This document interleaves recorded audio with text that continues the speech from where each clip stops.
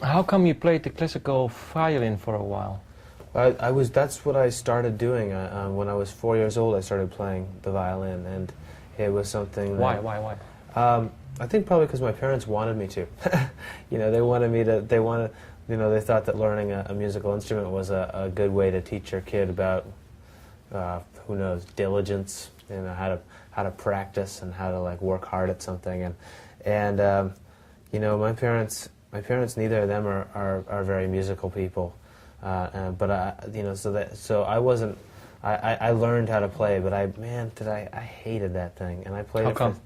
Just because it felt when I could never learn how to note read, you know. So for me, when I learned to play the violin, I had to listen to a recorded piece of the music, and I could listen to it, you know, several times and then play it, and that's something that something that I developed a knowledge of how to do, to remember like pieces of music, long pieces of music, you know, fairly easily in my head, but I could never note read, and there was a point when I just couldn't do anymore. I couldn't study any more violin because I needed to be able to note read, you know, and that was the point when I thought, man, all this music, and it's good music, but it's somebody else's music. It's not mine, you know.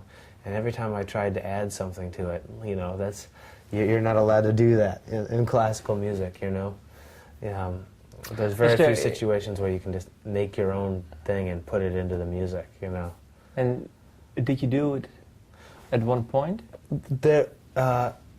Sometimes I felt like certain notes just needed to be held longer, you know, or played differently, you know, played a little bit shorter, played a little bit faster, you know.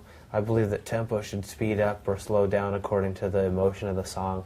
There's so much stuff like that there are so many opinions that I didn't really realize I had until I found the guitar and I started playing guitar and writing songs, and I realized all this stuff is like stuff that I make the rules now, you know. Now these are my rules, you know, like, and I never liked the fact that I couldn't change things around with classical music when I was playing the violin, but when I started writing songs, I was so thrilled that I wasn't held by anybody else's rules, and I was able to just make music according to my own kind of desires, you know. And I would hope that if somebody was going to cover one of my songs, they wouldn't feel that they had to do it just like how I did it. I would hope that they would do it however, you know.